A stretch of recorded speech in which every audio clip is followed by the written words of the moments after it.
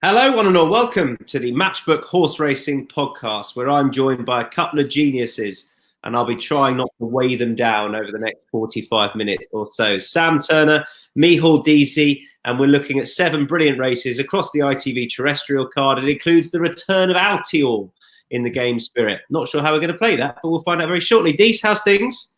Not too bad, Tom. I usually get called a genius sarcastically these days, so I'm delighted with that intro. Thank you very much. No, I was well here. Thank God. Don't you? I wasn't about Sam. He is a fully bona fide genius. Yeah. Just ask my wife if that's a correct moniker or not. I don't think so. It's nice to see you actually working, Tom, not on the golf course as well. Great scenes. He just couldn't wait. Unbelievable. You see, I find that a pre-show round of golf to just clear the air, talk about the racing is the purest form of work you can do. Yeah, I believe you. I'm only jealous. I'm only jealous. It's nice to be back in the UK looking at some jumps action. I don't know about you guys. This for me, January can be quiet. Of course, we get trials day. It's great, but this is the weekend where it really hots up again. With the Betfair Hurdle is a fantastic race and has got a strong, rich history of winners. We're going to find out a bit more about Altior. The Warwick card's good. Always a big fan of the Kingmaker, so there's lots to look forward to. Let's get stuck in. 150 first of all at Newbury. We're going to look at 3-mile handicap hurdle. It's cut up a little bit. I'll be honest. There's 2 races: the Mayor's Hurdle at Warwick and this one, which I'm weaker on personally. For all, I'll be chucking a few quid behind one of them. But these kick us off on this one. Have you got anything that's screaming out at you?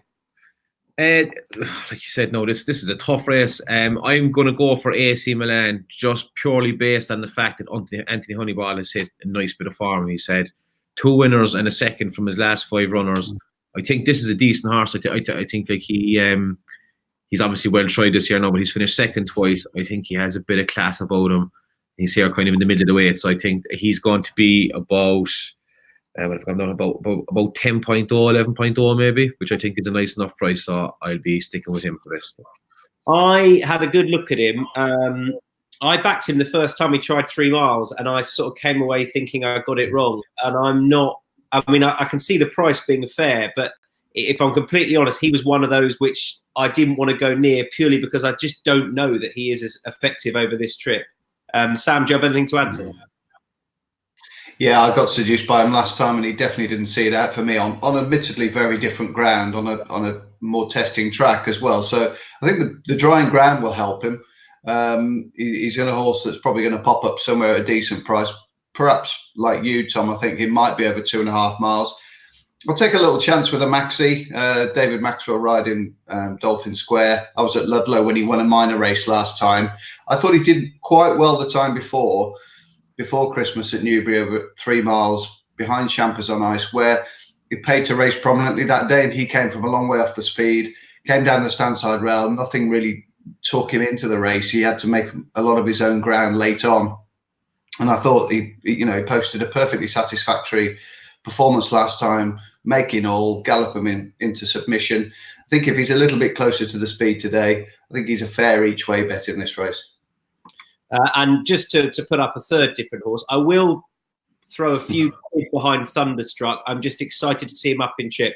I mean, he's completely unexposed. I wouldn't look too much into the King Roland form per se. For all, it was a decent run in a nice enough looking hurdle. We couldn't see much of it, but otherwise he's got some decent novice form, and I do think he's a horse that's going to appreciate stepping up in trip off a nothing more than fair mark. I'm not going to argue he's chucked him, but I thought he could be interesting, Thunderstruck, and the Yard are having such a good season, and I will just. It'll be, to be completely honest, it'll be a fun few quid for me rather than a concrete. I think this is a super thing. So there we go. Anything to add to that Newbury 150, guys? No. Don't waste too much money. We're going to be more confident about a few coming up. Let's turn our attention to the Warwick race, the Kingmaker. This is the 205. I love this race. Sam, I'm just going to put this to you quite simply. The best jumper in this race is absolutely going to win, and I still think he's a fair enough price as well. And that is the slick Nuba Negra, who's going to absolutely relish this test and I don't think he'll be beaten. I hope you're right, Tom. I'm singing from the same hymn sheet. I think the drying ground will help him. He's a speed horse. There looks like plenty of pace in the race with Jingle, Torpio, and perhaps even one or two others who like to race prominently and aggressively. He's a strong travelly thing, isn't he? Let's be honest. We've seen that on a number of occasions, both over hurdles and over fences. Obviously, thumped Ballymoy here, thumped on Corchamps at Fakenham, and then ran really well at Sandown in a bit of a glue plot, which wouldn't necessarily have suited such a good action horse as him. I thought he emerged with a fair bit of credit that day in that Grade 1 before Christmas. So he would definitely be the pick for me. As I say, he's got plenty of speed to lay up if they go a very strong gallop here, and he's very nimble, efficient, and proficient at his fences. So fingers crossed he wins this before going on to something like the Arkle or maybe even Aintree. Am I hopeful in thinking there's going to be any 3.0 knocking around these? He's at about 2.88, 2.9, Tom. He's fairly strong at the top. He's at the favourite. The new Freshest Cargo is about 5.0. Rouge Vif is 5.5. Torpedo 7.8. Moonlighter is 9.0. And Jingle is 12.0. Will you back anything in it? Newbury and Warwick. Yeah, I was strong on him the last time, and the horse you tipped beat him, Esprit de Large. And that kind of ruined my day, to be honest, Tom. I don't hold it against you. No. I think, like, as you said it all, he's the best jumper in the race. He looks completely different horse over fences, and I think he should win this handy. Not a lot of value in the price, though, but if you're going to be backing winners at this kind of price, I think he's the winner. I think he's a fair price, 2.88. I genuinely do. I think he's got so much in his favour. I like that he's been given a little break. I watched the Henry VIII back last time again this morning, and I just love the way he jumped. So too the winner, but he was much slicker than Torpillo, and we know he likes Warwick. Yeah, I'm quite excited by that as a play. Any other shape of a way to play the race, Sam? Or are you happy with Newbury at 2.8? No, I'm a big fan of the horse. So, to see him running there with, a little bit of speed to take him into the race was perfect for me. The likes of Jingle, as I say, and Torpedo. I'll be disappointed if he's beaten. I think it's been pretty dry in and around Warwick since last Sunday. I think they had 5 mil over the last weekend, and it's going to be bright and breezy, I think, for the next couple of days there. So I think that'll play to his strengths as well, and might just nullify one or two of the others who want, proper soft ground to go through. A 3-way go on the Matchbook pod for Newbury Negra. And you know what that means? We know how this film ends, don't we? Certainty. Doesn't get beat. Fantastic. Okay. Kick on to Newbury, another 2-mile chase. And this is the Game Spirit, 2-mile half a furlong for this. The race that Altior took in a couple of years ago off the back of his big old break and came back and won at the Cheltenham Festival, and all the woes of the season had been forgotten when it came to that point, really. It's been a similar-ish tale this year, for all he has now been beaten, of course, on his first start. And then it's a would we, won't we see him. We're looking at price-wise, first of all, because that's the most interesting thing, is the market's really starting to take shape. About 1.5, something like that? 1.4 at the moment. He's been kind of jumping between 1.4 and 1.5 the last few days. Not strong, not really weak. Not a great price though. So then the rest of you have Sorayal is 7.0, Dynamite Dollars is 8.0, Bundoran is 8.2, Kalashnikov is 8.6, and you Simply Ned in at 20.0. Go on, kick us off, Deasy. Team Altior or looking elsewhere? I think he'd win. Like if Altior is back at anyway, even 75% of his ability, he should beat this lot handy enough. But I wouldn't be a backer at 1.4. Similarly, I probably wouldn't be a layer. I think the way I'd look at this is probably go for Bundoran in the without market, or Bundoran just to place, because you're only going to get 2 places at it. I think he's probably the best of the rest. I think Kalashnikov might be a bit short for him, and the ground might be too good. I think when he won the Betfair Hurdle here a few years ago, and the kind of the image that on my head is I'm just covered in muck, completely covered in mud, like. So I think it could be a bit fast from Dynamite Dollars is back from a long time out. Now I'd say Paul Nichols will have him ready to go, but I think Bundoran has probably the best form out of the rest of them this year so far, and I go for him for the place or in the without market, whichever you can can get at. Bundoran as a bit of value for you against Altior, for you say you wouldn't lay him. Would you? Is it simple as backer or layer of Altior, Sam? Yeah, I like the angle normally in these races when you look without the favourite. I do think Altior, I mean, he's 2 from 2 at the track. He goes well fresh. He's supposed to have done a scintillating piece of work where no horse in the world would have actually lay up with him, not even Patash, I think, over the last 7 days. So we've got the normal, fantastic superlatives emanating out of Seven Barrows, which we've heard a million times before. But look, it's great to see him on the track. He's been a lesser spotted Altior this year. And fingers crossed, the Cheltenham Festival is a stronger festival with him in it. So let's hope he emerges safely from this and uses this as a good stepping stone. I was really trying to find something in the without market or just the place market that I could play, and there was nothing really concrete that I really fancied. I think if Alan King's horses were in better form with the drying ground, I could make a case for So Royal, but they're just a little bit quiet at the moment, and that's just putting me off him a little bit. Simply Ned's 13, he's nearly older than me. Dynamite Dollars I could see being wound up for this, knowing how the Nichols team operate. They'll leave a bit to work on, but I'd imagine he'd have to be pretty straight. He's been off for 378 days. They'd have got a lot of steady work into him early and then brought him along with the idea of coming here. The good ground will suit him okay, I think. Bundoran, will they have one eye towards a Grand Annual and not want to finish too close? I don't know. Maybe they take the view that the handicapper wouldn't look too dimly at this race, but we've seen in recent weeks that the handicapper does take a good look at these graded races when reassessing handicappers. So it was just a race, with Kalashnikov coming back to 2 and with the cheap pieces on. There was just so many imponderables for me. So just Altior, rather boring selection, and I'd be struggling to find a definitive horse to finish second to him, to be honest. I suppose I'm a bit surprised that nobody's gone just go again, just lay Altior because of the uncertainty. Part of me is thinking at 1.4, I'll happily just chuck in a lay just because we don't know what Altior is going to turn up. I think it's massive he was beaten last time. I think. Do you really? Because downgrade for a year. I think his performances were in some way increasingly disappointing last year, and I'm not sure it was solely the trip that beat him. Right. He's over 2 miles. Has he not just looked like a horse that's consistently wanted further and further than they gave it to him? And there's just a chance he is nowhere near the force of old.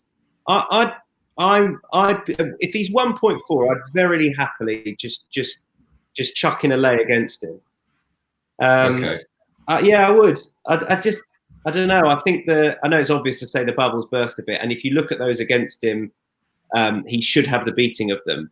But there is enough uncertainty as to where he is at the moment and where he has been over the last 18 months that I would strictly oppose personally. And it's not just with the value edge. It's not going to cost me too much if he goes and romps home. And I want him to win. I don't know. I would want him for laying him. You want them to lose it for laying him. That's the idea of it. No. I'm curious, Pete. I'll happily pay to see champions win. I think I said the same about him, and I think I also backed Politolog against him in this, and I got that all ends up wrong. So, I don't know. The one thing I'd say about him, he finds a way, doesn't he? Now I know he didn't find a way last time, but in fairness, Paul Nichols had Surname absolutely bouncing out of his skin and drilled to the minute for that race on his favoured home turf. He hardly missed a beat. Surname. Altior was a little bit sluggish, a little bit, ring rusty, and he got beat 2 1/4 lengths by a horse who's a world record holder around Ascot. I mean, he's nearly won around there more than Yates. So he's a horse that you've got to pay utmost respect for, to Surname. So I wouldn't be too critical about the performance from Altior. He was trying something different. He was going out of his comfort zone, and he was still keeping on after the last. So, I mean, the handicapper would still have that, a couple of pounds behind his thumping of Diego de Charmille at Kempton, for instance, last year. So it wasn't too tragic a run. It was £7 better than his performance at Sandown at the end of last year when he beat So Royal, and it was significantly better than his Champion Chase performance. So, I'm not sure he's quite on the downgrade just yet. No, I think I'm also I wonder if they've approached the season differently, trying to train him to get a trip. And for a horse that always looked as though he wanted further, I just wonder if this might catch him out back over to. I don't know. I could just, I'll be against personally, based upon those sorts of reasons. But Good. I think he might well bolt up. There you go. Anything to add? I'm looking forward, Dees. I don't know about you, just to taking a bit of that 1.9 that Tom's going to put up on the exchange later. That is the beauty of the exchange, Tom. That is the beauty of the exchange. Yeah, you can have both opinions and be wrong. Both opinions. You know? There'd be a limit. There'd be a limit.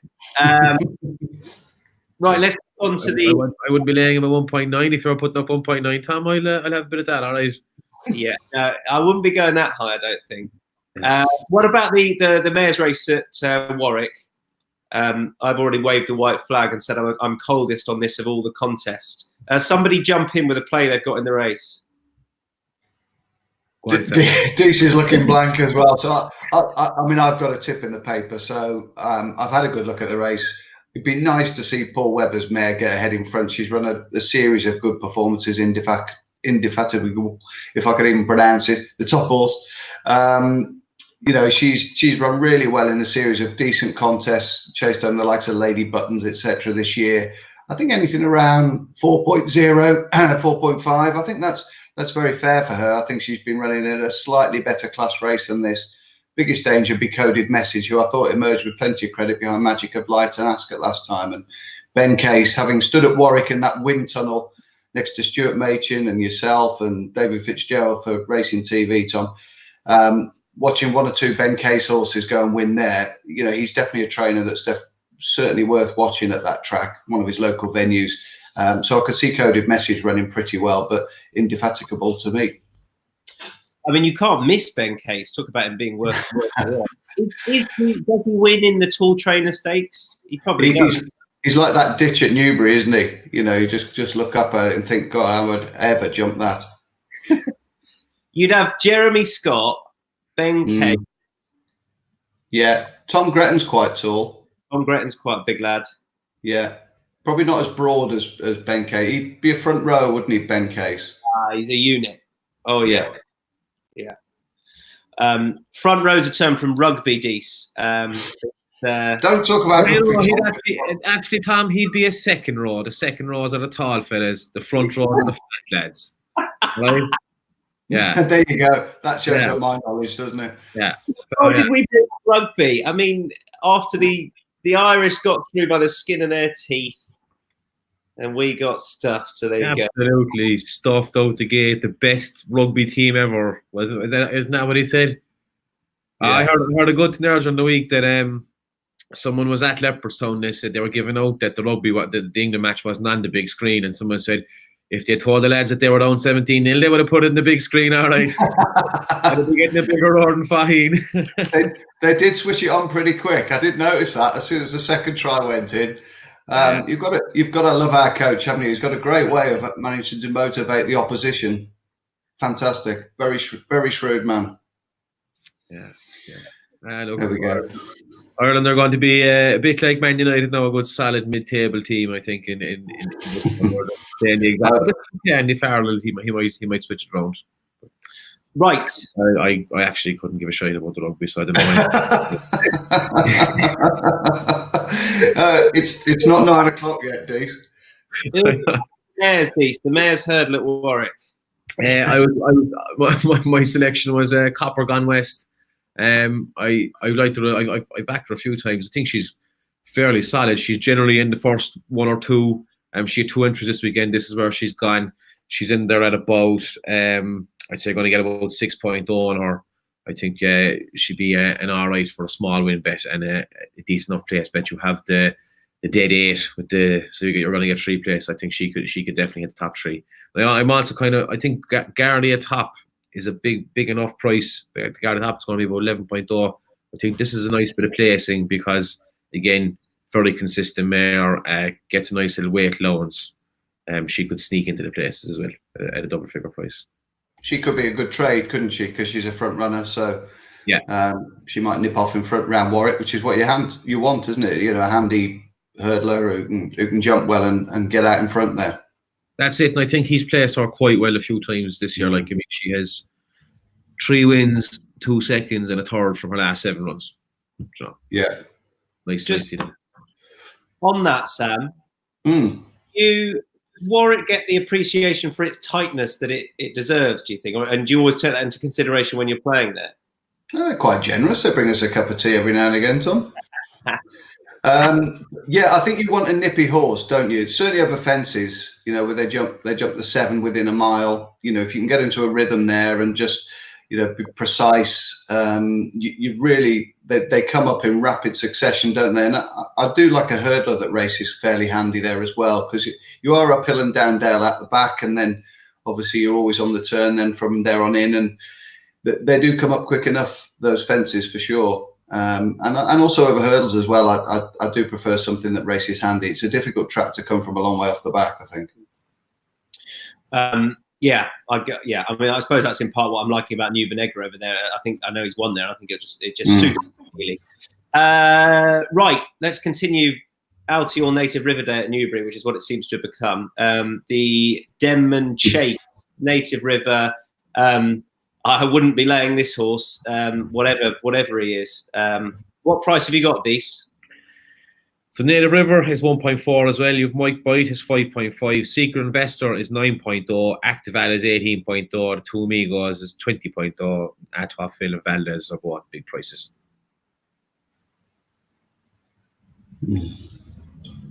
Tom, you're still there, Tom? For me, if Mike Bite is the closest challenger to Native River, then that's a worry not a worry for Native River.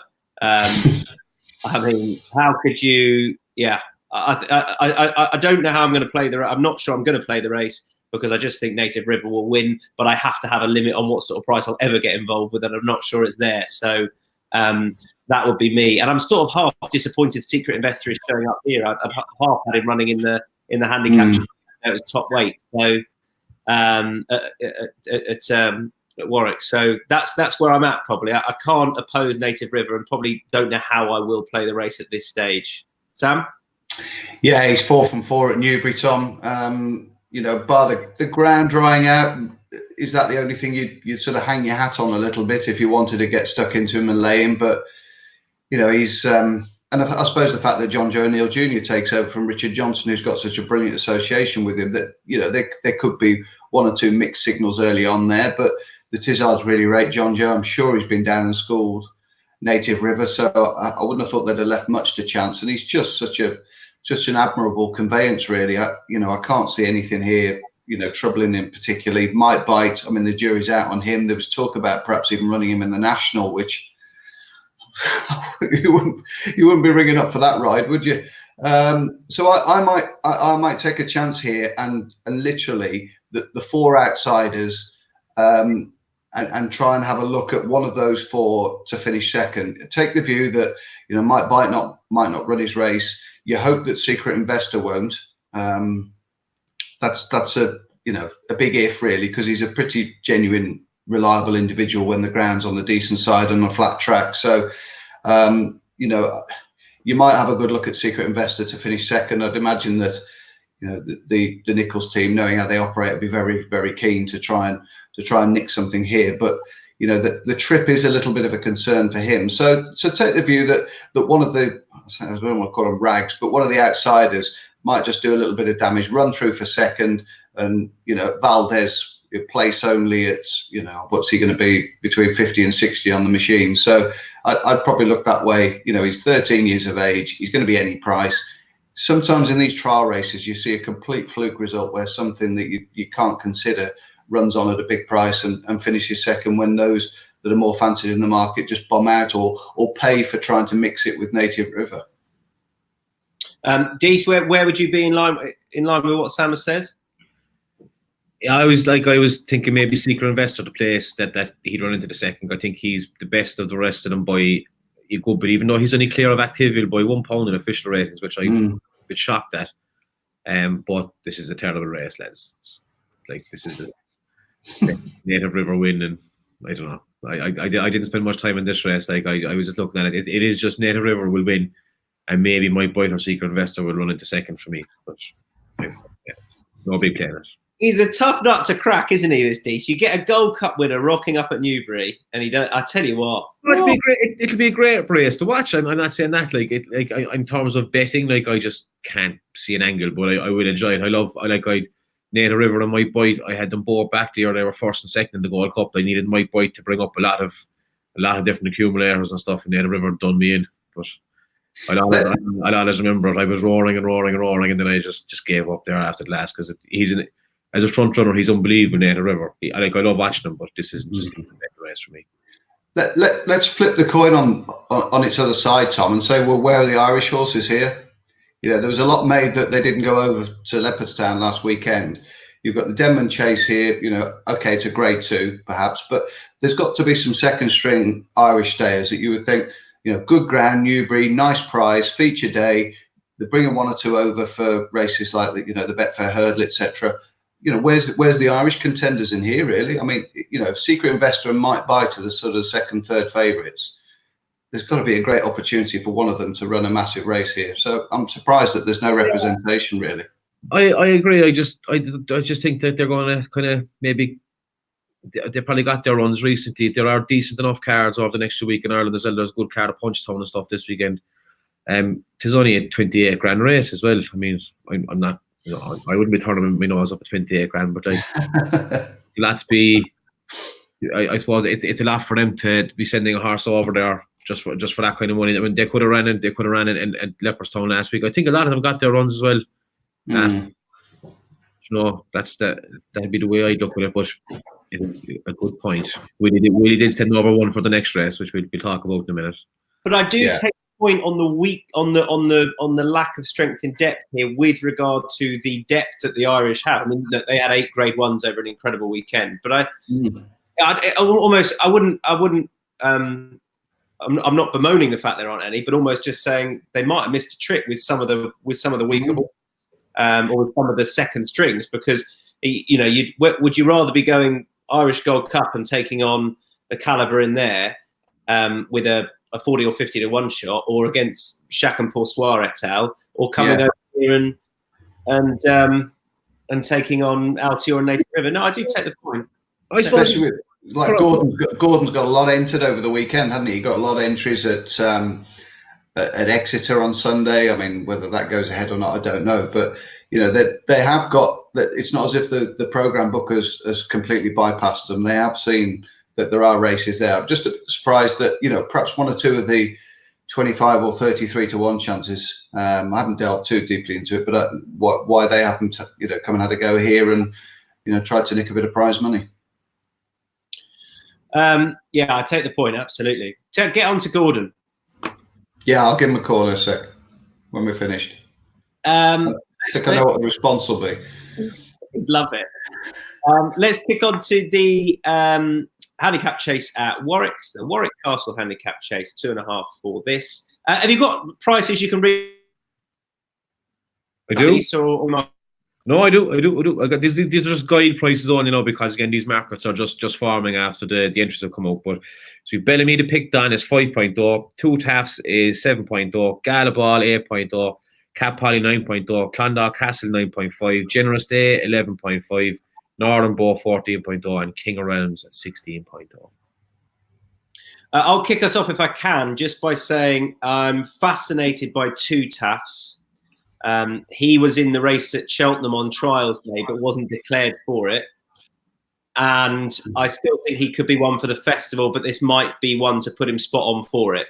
And I'll back Generous Day, who always seems to have a good run, then a bad run, then a good run, then a bad one. I'm hoping this is a good one. Trips fine. And he's got a fair old strike rate over fences. And I think that's a fair enough price about Generous Day. So I'll have him on side, and I'll be hoping that 2 Taffs runs a good race for Cheltenham. Yeah, I agree with a lot of what you say there, Tom. I'm not sure tomorrow will be D-Day for 2 Taffs myself. Generous Day, horse best when fresh, wants a bit of decent ground as well. 2 stellar performances in the last 12 months, really. One here on good ground when he absolutely slaughtered Bandsman. And then that Kempton performance for a 33-1 chance was pretty spectacular. I'd forgive him that run on hot, deep ground at Cheltenham last time. I don't think that's his bag at all. I think back to a track which suits him well. Yes, all right, you could say on a handicapping perspective, he's not particularly well treated, but I think the conditions are vital to him and the fact that he's fresh. And I think Henry Oliver's perhaps had his eye on this race for a while, with it being a feature day, etc. And he's had 8 weeks off. The ground's drying, which is perfect. It goes well around Warwick. I think he's a major player. I think he's, double figure prices for him are very tasty. The other one I quite like was Bellamy de Picton, who's also got loads of Warwick form. Cheap pieces on for the first time. Whether the drying ground will quite pay to his strengths is open to question. But I think he just bounced off that Cheltenham performance behind Happy Diva.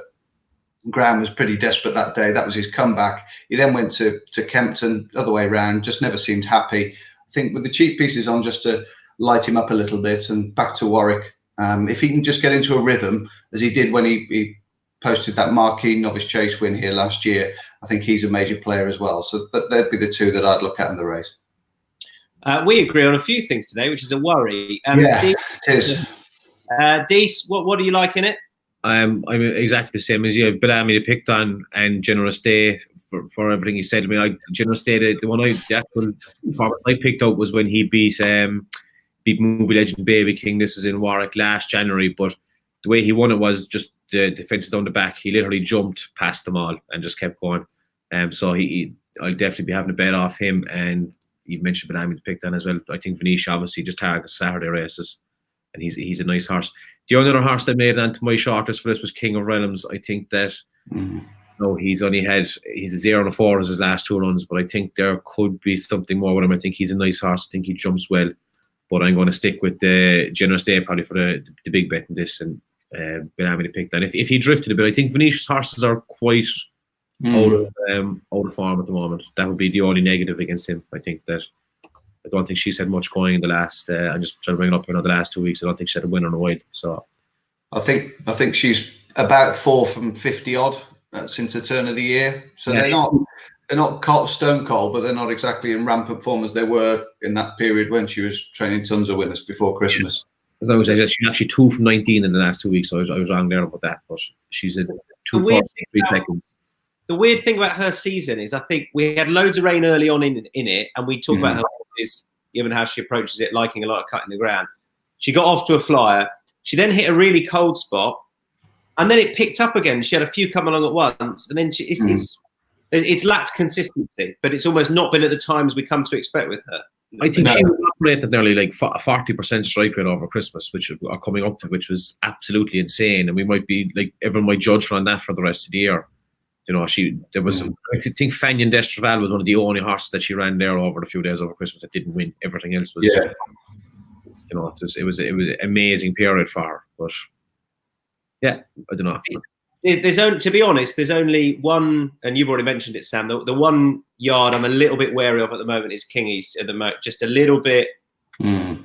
It's a little bit quiet for me. Now we've highlighted it, he'll probably have 4 winners on Saturday, won't he? But he's, I think he's had 2 since January the 1st, and one of those was 3 on at Warwick. So they are a bit quiet. I mean, he's had a number that have run quite well, but I mean, I fancied Trinada to run well at Ludlow in the week, and we saw the race. Eddie the Eagle Edge won it from the front, and she sort of laboured into 4th a little bit, and that's a bit how they're going. But they might just be taking a little bit extra time just to get over their flu vaccinations, and it's no bad thing being out of form in January and early February. It's the spring that you want to be hitting your straps, and there's every chance that he might well have 1 or 2 horses that have just had light campaigns that are going to come back and hit the ground running in a couple of weeks' time. Yeah, I think it's a good point you make. This can happen for him every year, and I think part of it is because they do ease off in January. They do vaccinate in January, so there you go. And Q Harambe winning the feature. Yeah, absolutely hacking up at Newbury. Let's move on to that. I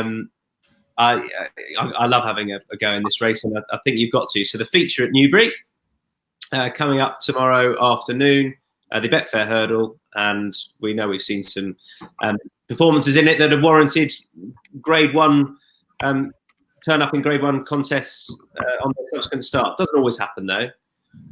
Just loosely, the shape of this race for the Betfair Hurdle. Have we got a standout superstar potentially in there?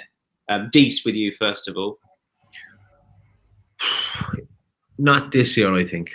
I suppose obviously I just look at the prices here now. Not So Sleepy is being backed while we are chatting away on this podcast, but going through the rest of them, there's a lot of potential there, but I don't think there's anything stand out like Al Dancer or Kalashnikov or any of the rest of them. Like, it's a very good race. I found this very, very hard now. I mean, I got it narrowed down to about 17 of the 24, I think. All right, go on. Who's the best of them? Best bet in the Betfair Hurdle? Just the best bet.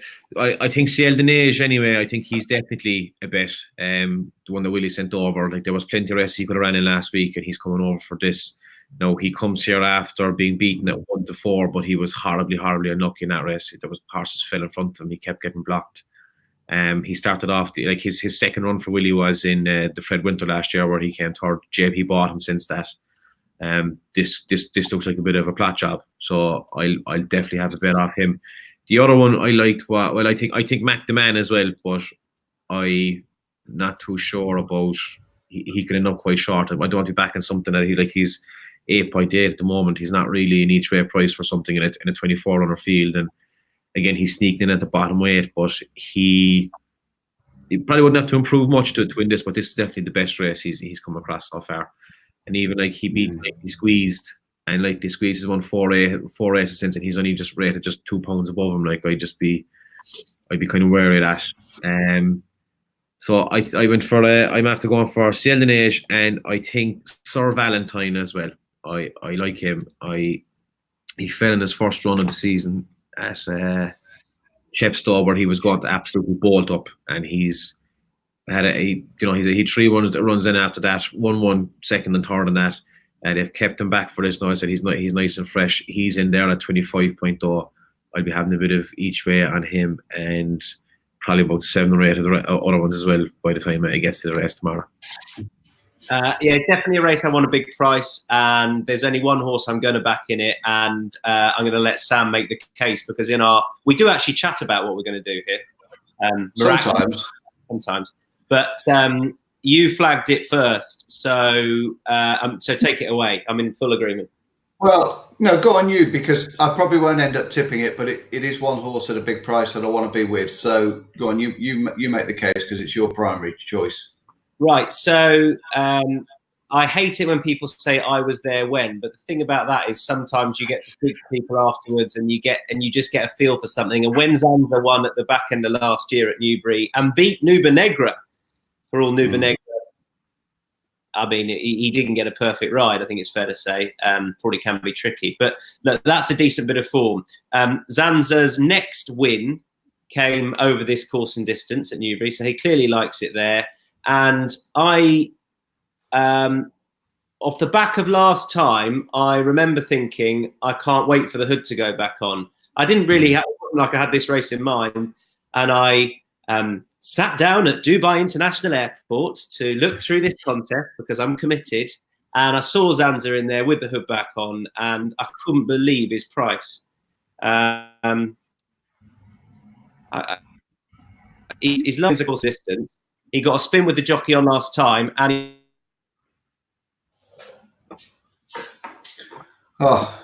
just as he's putting a 50-1 chance up, Deasy. He's frozen. No, Tom, he is not 50-1 with us at the moment, but you might get 50. He's 34.0. I'll just bring up what Tom has gone. Yeah. We'll just bring up the market here. 2 seconds there now. I mean, what Tom's saying is absolutely bang on. I mean, he's 2 from 2 at Newbury. He hasn't had the hood on the last 2 starts. That's back on. He is a keen, free-going type, so I think that's a smart move. He's got a lack of form at the top level. That's all you would say. And there's 1 or 2 horses in here that have obviously already established themselves at the top table, really, handicap-wise and also graded-wise, whether they be novices, etc. But at 50-1, if that is available at some stage on the machine, I think that is definitely a price worth taking. Win and place. The Hobbs team are in pretty good order as well. And I thought his running the Greatwood actually wasn't too shabby for a horse that wouldn't necessarily do his best running on undulations. He was only beaten 9 lengths. made a mistake at the last, went all the way around the inside as well, which probably didn't help that much. And obviously he didn't have the hood on, so he was a bit keen. So all in all, I think that adds up to the fact that 50 to 1, if that's still available, or if it's ever available, will be very, very fair value indeed for a Newbury specialist, 2 from 2 at the track. Yeah, you can. I mean, you can easily stick in an offer here. This is the beauty of the exchange. I'll just show you here now, so you can just stick in your 51. Try and get your tenner on there. That's the beauty of the exchange. When you can get a better price, you can just put that in there as an offer, and hopefully it will get matched over the next day or two. It's a living tutorial as well. I mean, God, look at the value you get from this webcast or this podcast. There you go. I'm back. Hi, Tom. You're back. What he said. You're thunder there now, Tom. So you got to give us something else besides Zanza. Yeah. What I would say just on that market, it will fill, and it will. I'm sure you're going to be getting 40 to 1. 41.0 available for you. Just given where it is across the board. This is a formed enough market across the board that he's going to be a big price, and he's going to be a silly price for me for what he can do over this course and distance. So he's my main play in the race. And he's the only horse I'm going to back in the race. Really? Yeah, I just have one. I like Evan Williams. I like both of them actually. I like quite a nerf, but I really like Matt the Man. But I don't know, the 7.0 wherever he is. I don't know if that's for me. I was mega impressed with him at Sandown, but I think it's interesting that Evans pulled the plug on since, and I just went sort of spring campaign. I just got that excited by his price. So there you go. No, I think with this race, I mean, you asked the question whether there was a sort of a marquee horse in it. I think Not So Sleepy has the potential to be that, doesn't he?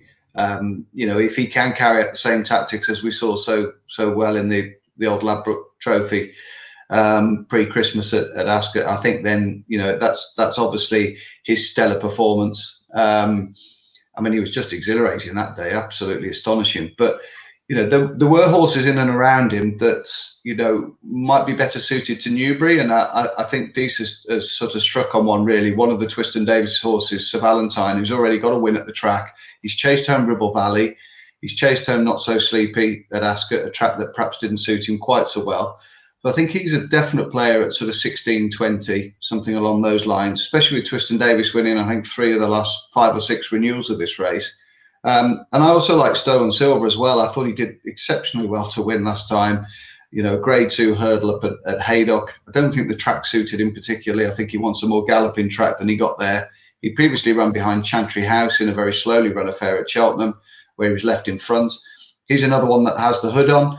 Thankfully, Nigel's managed to declare it this time, so he gets to run in a race which I think he's got a leading chance in. And I want a horse here that's going to sort of trap the pace or be fairly close to the pace, because I think with the Banner King Rebel, Not So Sleepy, and 1 or 2 others that are going to force it, yes, we put Zanza up and he's going to be a drop in, and there's 1 or 2 others that are going to be sort of dropped in as well and hope to get a good lead into the race. But I think there's a bit of quality here, and I don't think you want to be too far back. So hopefully that's how Sam Twiston Davis will ride Stolen Silver. He'd be in the first half dozen, perhaps the first 8, and hopefully he can build on that performance at Haydock, because I thought he did exceptionally well to win. I just thought he found the track too tight for him that day. So Newbury should suit him, I think. We saw that a good few years running. You had to be up there, but then again, there were some standing starts, I think 3 years in succession, which I think played into that a little bit. But I take the point. For all I'm on Zanza, I think you could pay to look towards horses if you're going shorter in the market that are going to be ridden forward. Hiya, Deasy, do you want to add anything? No, I'll go. I'll be sticking with Sail Denage and Sir Valentine, I think. Okay, and Zanza tomorrow when I start tilting. Zanza for me, and Zanza and who for you, Sam? Stolen Silver. Good start. Hopefully we got the win between us. There we go. Right, best bets on a great day of racing. Go on, Sam, you can lead us off. Can we go each way? I'll go each way. Dolphin Square at Newbury. I think there's a bit more to come from him, and sort of if he's 6.0, something around those, I'll go win and place him in the 150. I will go Generous Day. I think he's a really good player at 3.0. I think that's much bigger than I thought it would be. And Dees? I'll keep it simple and go on Newbury and Negra. Negra, just want to get a winner. And I would agree. I would agree wholeheartedly with Generous Day. I think at the prices, he's a great player as well. Good stuff, lads. We're done. That is our fantastic weekends of racing, and hopefully we're going to see some brilliant performances. I'm sure we are, between Warwick and Newbury as well. Dees, thank you very much indeed. No bother. Always a pleasure, lads. Sam, thank you. We're taking a little pause in the weekend's Matchbook podcast, but we're going to be getting Cheltenham heavy soon with regard to an anti-post look at that. So lots to look forward to. For this weekend, that is it. Thanks for joining us. Bye-bye.